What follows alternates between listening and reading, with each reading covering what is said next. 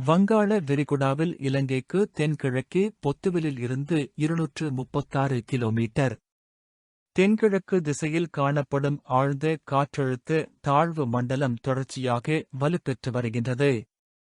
இது தொடர்ச்சியாக மேற்கு வடமேற்கு திசை நோக்கி நகர்ந்து வருகின்றது. ஆரம்பத்தில் மாதிரிகளிடையே அதன் நகர்வு பாதை தொடர்பில் ஒருமித்த கருத்து காணப்பட்டது.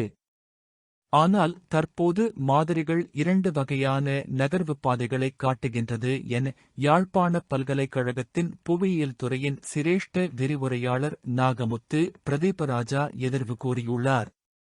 யாழ்ப்பாண பல்கலைக்கழகத்தின் புவியியல் துறையின் சிரேஷ்ட விரிவுரையாளர் நாகமுத்து பிரதீபராஜா இன்று வியாழக்கிழமை மாலை 5:30 மணி எதிர்வு கூறியுள்ளதன்படி, வங்காள விரிகுடாவில் இலங்கைக்கு தென்கிழக்கே பொத்துவிலில் இருந்து 236 கிலோமீட்டர் தென்கிழக்கு திசையில் காணப்படும் ஆழ்ந்த காற்றழுத்த தாழ்வு மண்டலம் தொடர்ச்சியாக வலுப்பெற்று வருகின்றது. இது தொடர்ச்சியாக மேற்கு வடமேற்கு திசை நோக்கி நகர்ந்து வருகிறது. ஆரம்பத்தில் மாதிரிகளிடையே அதன் நகர்வு பாதை தொடர்பில் ஒருமித்த கருத்து காணப்பட்டது.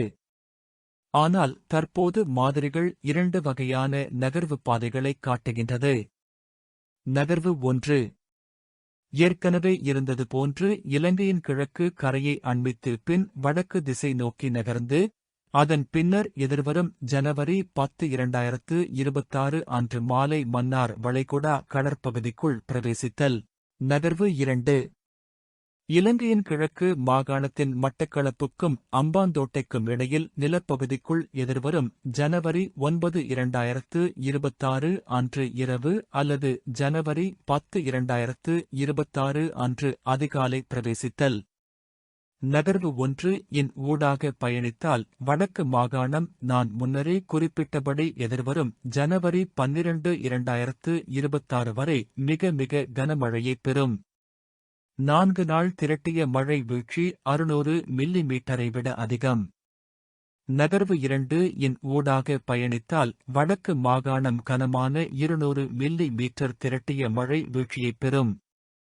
ஆனால் கிழக்கு மாகாணம் எதிர்வரும் ஜனவரி 13, 2026 வரையான 5 நாட்களில் 350 மில்லி மீட்டரினை விட கூடுதலான திரட்டிய மழை வீழ்ச்சியைப் பெறும்.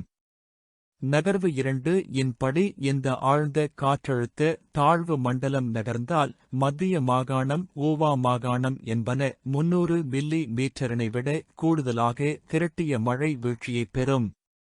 ஆனால் நகர்வு 1 ஐவிட நகர்வு 2 இலங்கைக்கு குறிப்பாக கிழக்கு ஊவா, மத்திய சப்ரகமுவா, வட மத்திய, வடமேல் மற்றும் தென் மாகாணங்களுக்கு மீளவும் பாதிப்பை ஏற்படுத்தும்.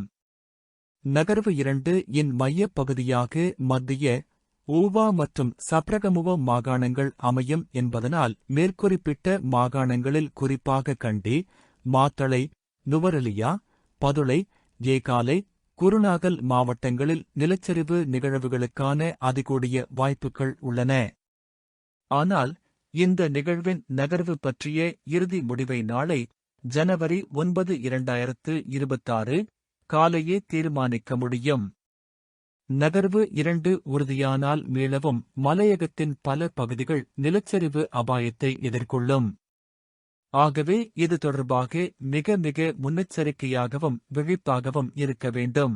இந்த ஆழ்ந்த காற்றழுத்த தாழ்வு மண்டலம் தொடர்பான விவரங்கள் தொடர்ச்சியாக இற்றைப்படுத்தப்படும் என நாகமுத்து பிரதீபராஜா தெரிவித்துள்ளார்.